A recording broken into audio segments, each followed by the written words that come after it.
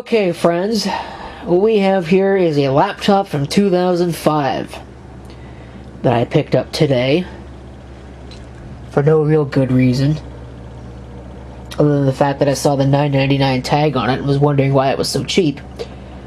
I haven't even really taken too much of a look at this yet. All I know is that all of the doors are intact. And it looks like it's in relatively decent condition.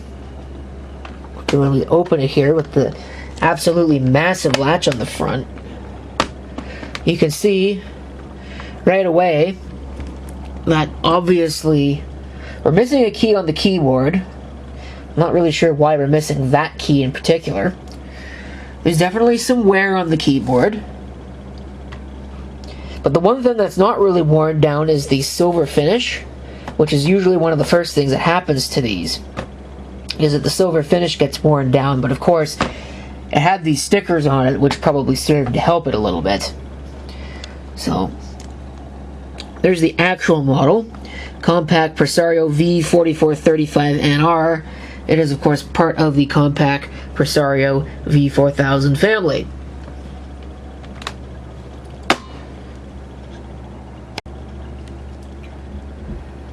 From what I have been able to find, this laptop would have cost somebody $1,579 back in 2005, which is a lot of money when you consider what it really is.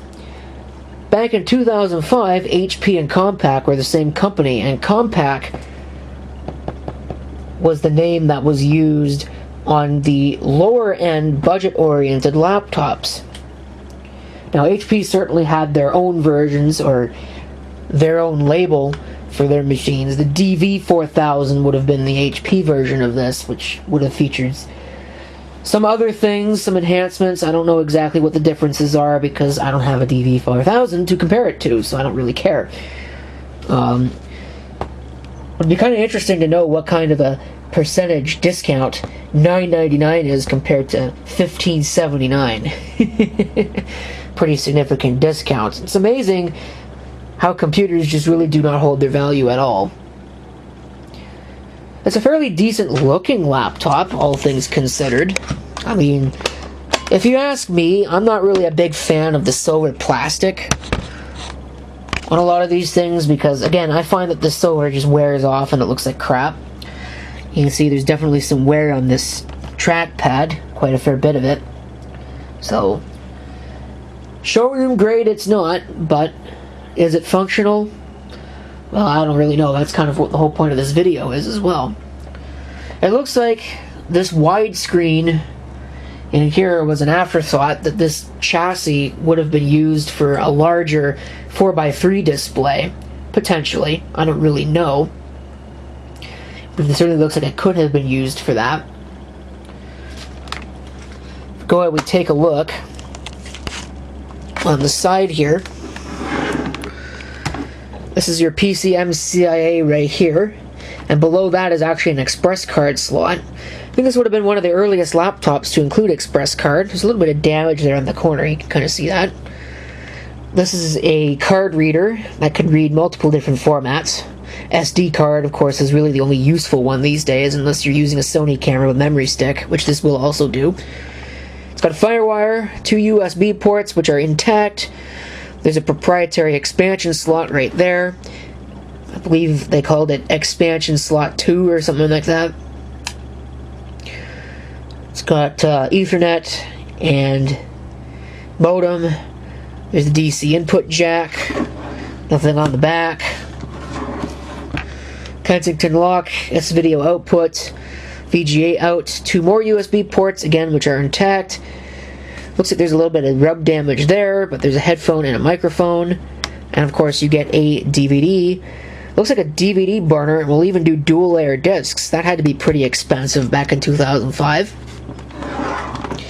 And taking a look on the underneath, you get a 1-year warranty on your V4000 laptop.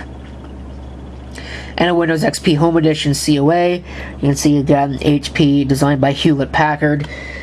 The Compaq company was basically nothing more than a name by the time this would have been manufactured. Now, normally when you find laptops with these 4-part stickers on them, they're missing most of everything of value. They're missing the RAM, they're missing the hard drives, they're missing, optical drive, they're missing all kinds of different things. And usually, at least, when you find that the doors are in place, it's not completely hopeless. But I don't know. I'm not sure if this laptop is new enough to have a SATA hard drive. If it's not, that is pretty much going to put the brakes on anything that I'm going to do with this, because IDE laptop hard drives are not something I've got a lot of, and I'm really not going to do too much investment in IDE laptop hard drives. We can go ahead and we can take a look. We can take the screwdriver here. We should be able to take this off. We can take a look what's going on under hood here. I'm not expecting to find much. Oh, by golly, they left me the hard drive. And what's more is I don't know if that's the original. Oh no, it is. There's a Hewlett-Packard logo on it. 80 gigabytes. That's not too bad. It is IDE, so I'm glad that it's there, because otherwise, that would be a real problem. I'm telling you what. And I don't know why they give these master-slave things on these, because I don't think I've ever seen... Well, actually, that's not true. I guess it's probably for the laptops that have multiple drives in them, but again, that's not a very common use case. So I'm kind of surprised they've got that, and they're not all just cable select internally. That seems like that would be much easier. Okay, so we've determined that we've got a hard drive. So that's pretty decent. Now, I've been told, or at least the information that I have read online seems to suggest that the maximum amount of memory that one can install in this is the amount of memory that it came with from the factory. I'm not so sure I believe that, so it's probable that if I really do keep this and do anything with it, and I'm assuming it's got memory in it, that what I'll do is I will go ahead and try and put 2 gigs in this, which is the most it's really ever going to see, would be 2 gigs. Why don't you look at that? You got the RAM too. I'm not sure if both modules are original. I tend to think they're not, because they're mismatched. So that's probably shipped with 512 meg originally. And this is also faster memory, I believe, than would have shipped in this. 555. So 1 gig worth should be more than enough for Windows XP, as long as this is still running Windows XP. It's not running something dumb like Vista. I did see a Vista capable sticker on that, and that makes me shudder, because this is probably not a system you want to run Windows Vista on. 011106 on that. I can't really tell. Oh, there it is. 2200 BG. So this is actually 802.11g compatible, which is pretty nice. Although 2005, you certainly would hope that it's 802.11g compatible. I think they were coming out with the 802.11n standard around that time. This door is really kind of a pain in the butt. I don't know why it does not like to go into place. But my assumption is that under there is the modem. I thought for a second, oh, maybe it'd be the cooling vent, but no, the cooling vent is right there. That's the fan, and then the vent is right here. There could certainly be something under there. I know that some laptops had a filter that you could clean out, which was certainly a nice touch.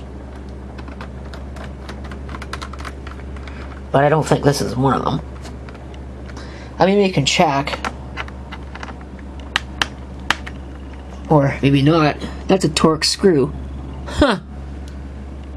Well, I'm not that interested, so I'm going to just go ahead and flip this around. But as I was saying, usually this means that you're missing all kinds of things. But since everything is intact here, I'm kind of wondering if this was put on there because they don't want you taking this thing back if it doesn't work.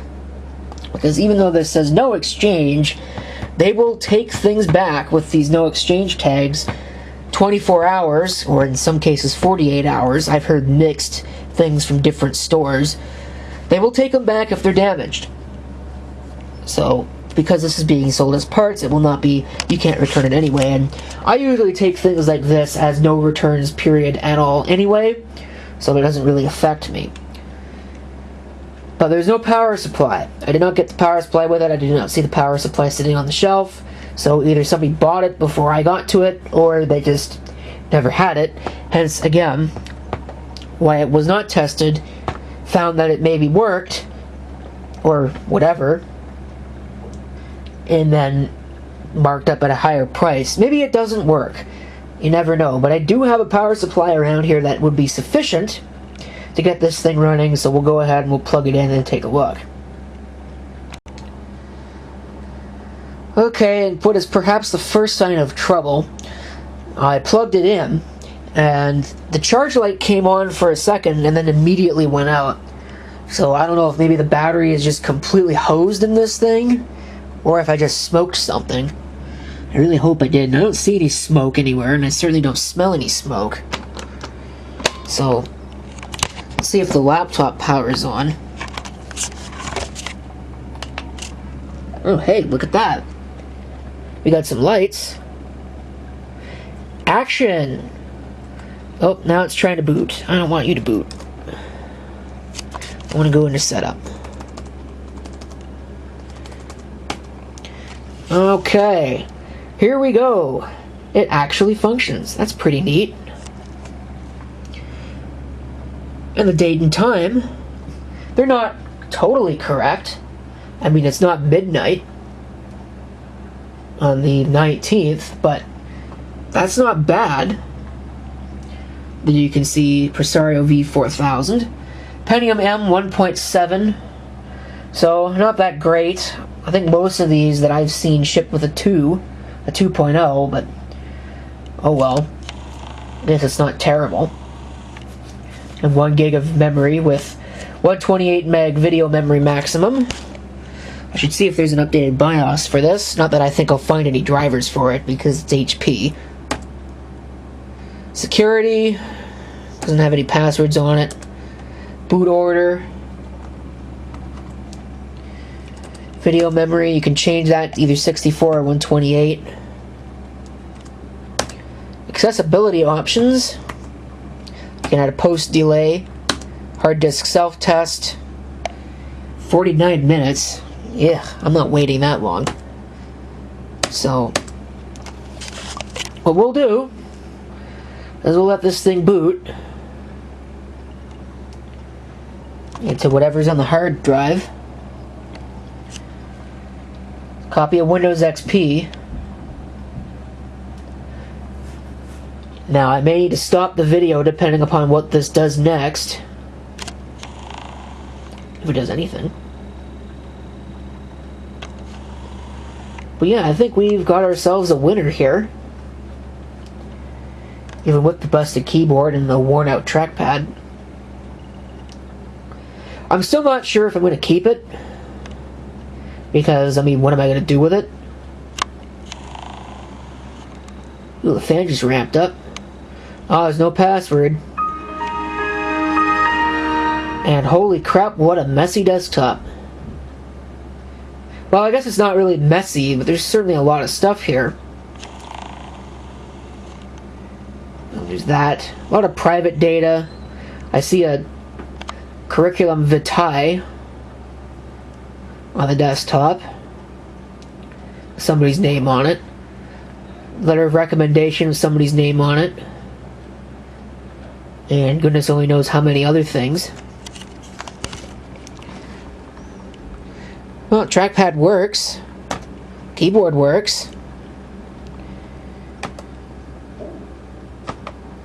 Take a look at the properties here.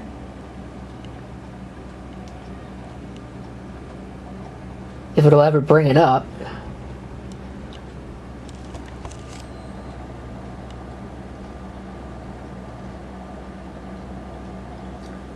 It's possible that there's some health-related issues with this hard drive. I'm not 100% sure that it's completely working. Or maybe it's just Windows trying to catch up with itself. That's the other possibility. Windows XP Home Edition. Wonder if this is the factory build, which would explain why it's so screwed. It's probably got about 4,000 viruses on it because there's 6 different virus scanners and none of them are catching anything. I saw Security Essentials down there in the corner. Of course, it doesn't really run on Windows XP anymore. I can't believe that this is still not brought up. The system information dialog. It's what I asked for, you know? Kind of a pain. Here it is. Looks like they at least kept up with the service packs. And it looks like it also is the factory install of Windows XP Home Edition. So yeah, like I said, probably very screwed up. Take a look in here. There's your hard drive. There's 2 examples of the Intel 915 video. I'm glad to see that this has 915 video and not some crappy NVIDIA chipset. That's probably the only reason why this still works, is because it didn't have the crappy NVIDIA chipset. Standard AC97 modem, probably a Win modem. I think that's what that really stands for. There's the 2200 BG wireless and Realtek 8139. That was a pretty common choice. Not a bad choice. Certainly worked fairly well. Of course, it's single CPU. SDA standard. Okay, no idea what that is supposed to mean. And ugh. Analog devices sound min integrated digital audio. Garbage. Okay, taking a look at this desktop, there's certainly some interesting things that I can see right away.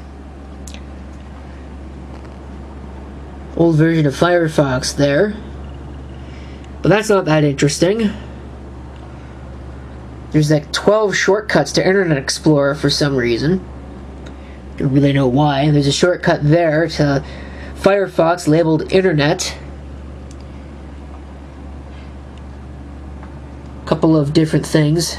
It looks like for the most part this was configured in the French language. Certainly most of these files on the desktop are in the French language.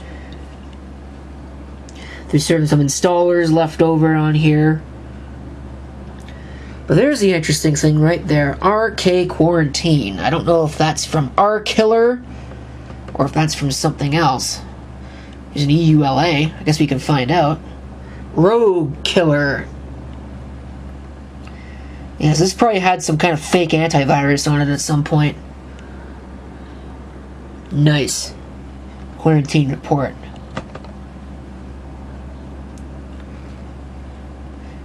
So, yep, that's great. That's very great. Let's open up the start menu, take a look at what kind of mess we got going on in here. Holy crap. Download accelerator. Yeah, that sounds legit.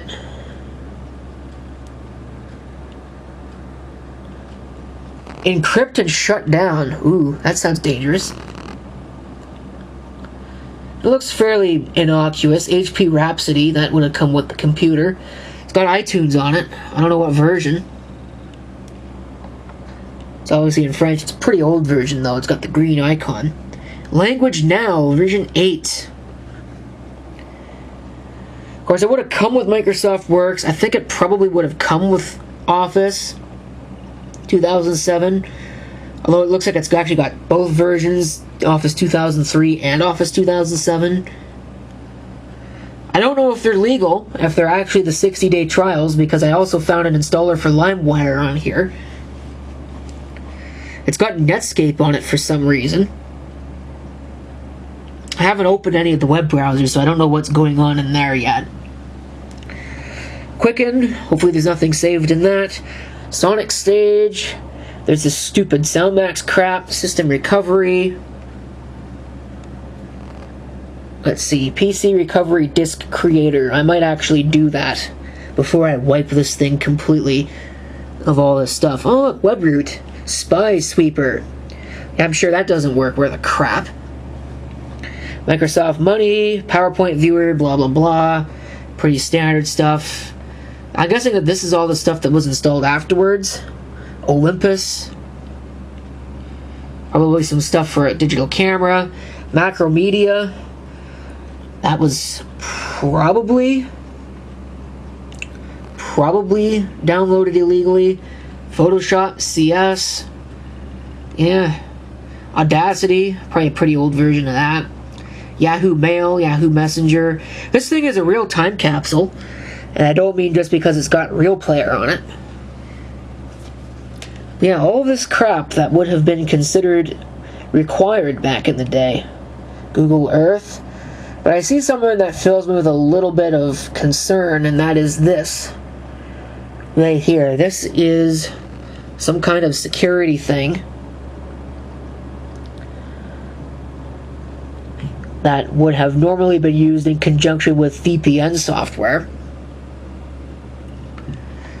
Easy transfer for Windows 7, so it looks like they probably, I guess, installed that and transferred all the data from this onto a Windows 7 machine.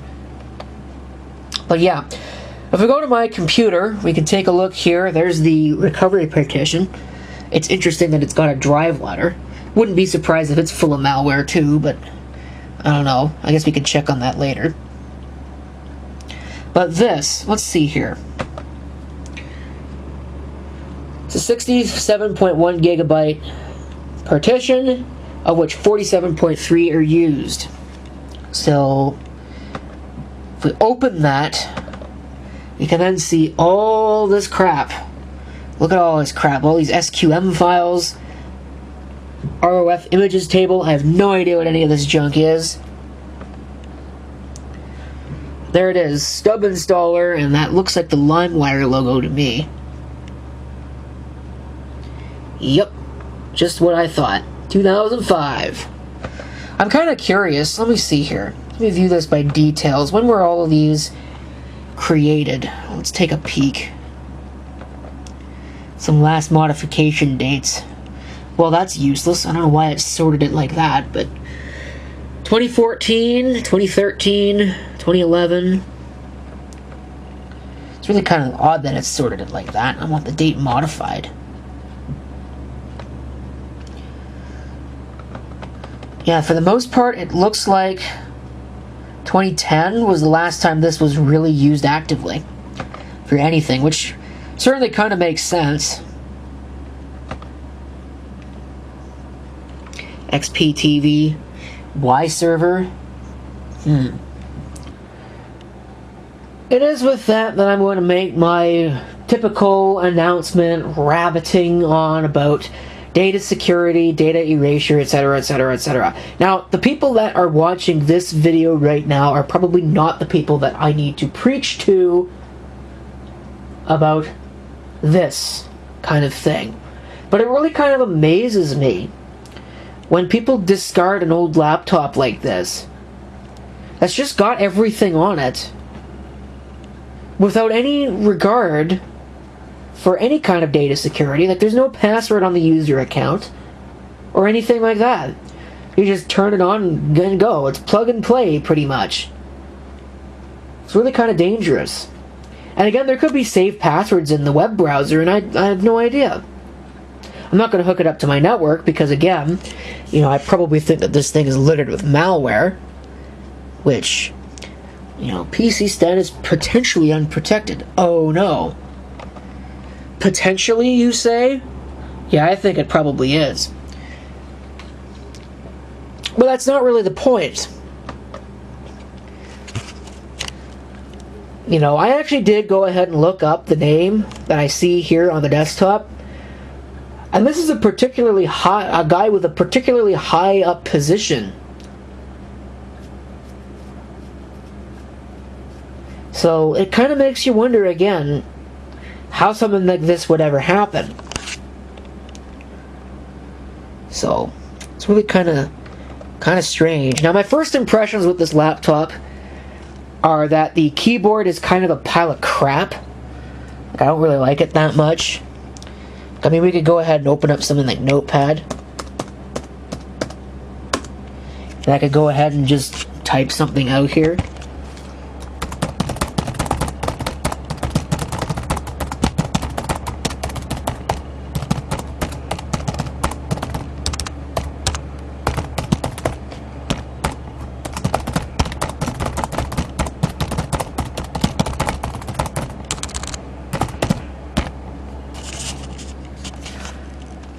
So, I mean, don't get me wrong, it's a million times better than the stupid chiclet things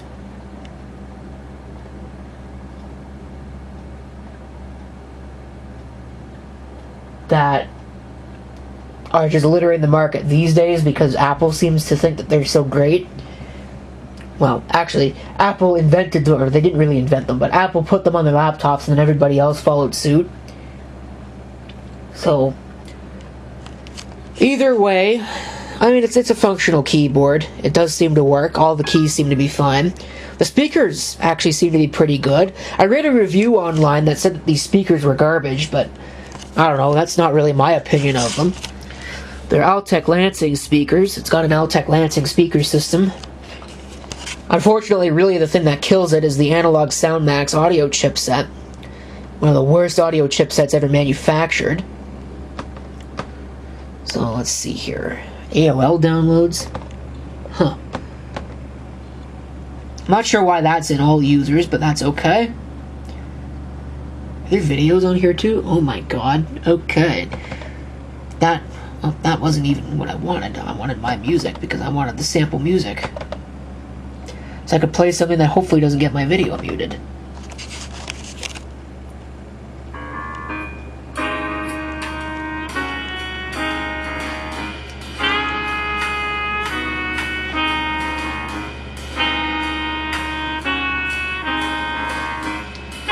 That is maximum volume. Does not get any louder than that. This is a pretty old version of Media Player too. Media Player 9? Maybe if even that. Oh, it's Media Player 10. We can look at that.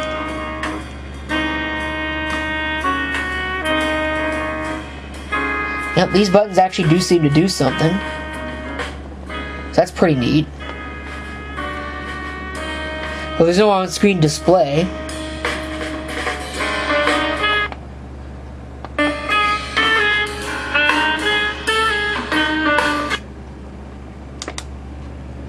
Push that. It didn't seem to do anything. Oh, there it goes. Turn off the Wi-Fi.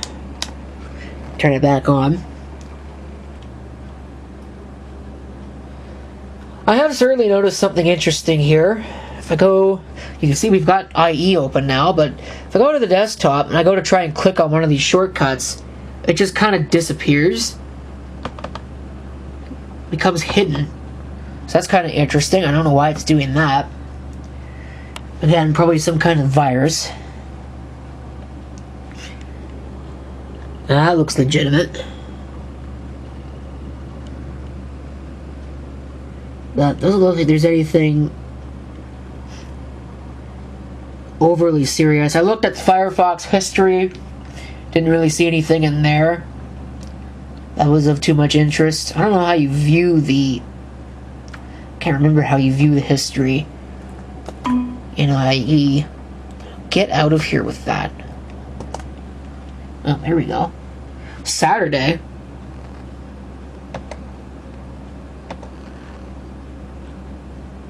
That's interesting. I don't know why it's done that. Well, whatever. I guess there's not much in IE either, so... Really not much with this laptop.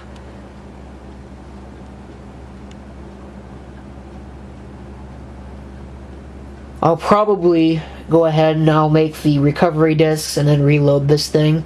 I don't think there's much in the way of anything that's worth saving off of this, because most of it's just Word documents and other things. If I had a use for it, I'd probably figure out how to save that Sonic Stage program, because I think that a lot of Sony equipment needs that, but really I don't have any intention of ever really owning and making much use out of those Sony pieces of equipment, so I don't really care that much. But I'll probably go ahead and make some recovery DVDs, and maybe I'll actually take an image of the hard drive, I don't know. Well folks, here's the sad ending of this video. I knew there was a catch with this. There would have had to be a catch somewhere, because they don't sell working laptops for $10. I found the catch, powered it up this morning, it was working fine. Then I went to go start transferring data off of it, and as soon as I started the first transfer, the hard drive made a very unsettling clunking noise. Then the transfer started, and the transfer speeds weren't too bad. It was about 5 megabytes a second, which I guess is not too bad, but very shortly after that it dropped down to 1. Then it dropped down to basically nothing. I hit cancel, it canceled fine, tried to make the transfer again. It started showing something. I walked away from it because I thought, okay, it's going to get through it at some point. Came back to the machine and it had deadlocked, and now this is the only thing that it does. You can hear that hard drive sounds pretty nasty. It's still detected. LED's on solid. Wasn't showing me this progress bar before.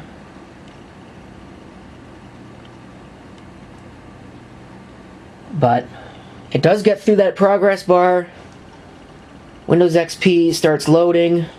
Camera's out of focus. Then we get the blue screen of death.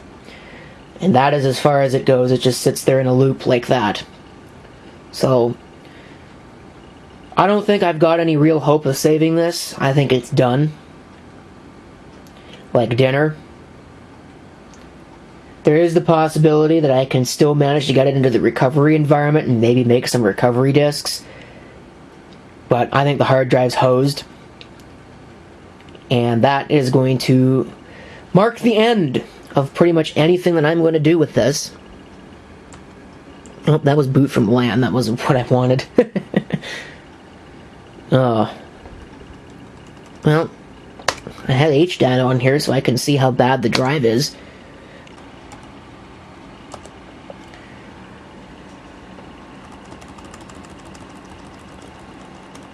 I guess it doesn't look too bad, all things considered, but I'm sure it's pretty bad.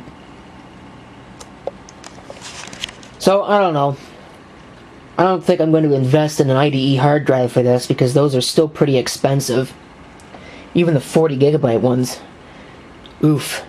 So, the one saving grace that I might have for this is that I do have that Dell Latitude still around. I think it was like a D600 or something. And I'm probably not going to keep that because the power jack is busted. I did fix it, but still, that laptop has got no significance to me, so I'll probably just sell it. But it's entirely likely that I just don't keep either of them, so whatever. I tried. There might be a video in the future of this, there might not be, I don't know. But for this one, that's it. Thank you for watching, and I guess if you've got any comments, feel free to leave them down below.